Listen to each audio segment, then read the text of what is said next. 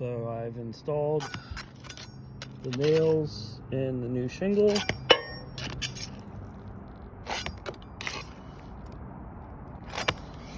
And there is damage to the shingle above, as well as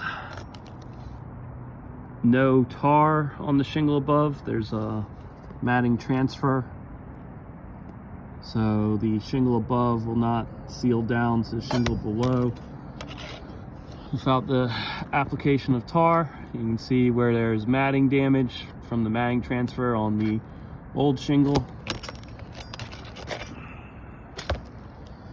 Therefore, any attempts to replace a damaged shingle will cause further damage to the shingles above.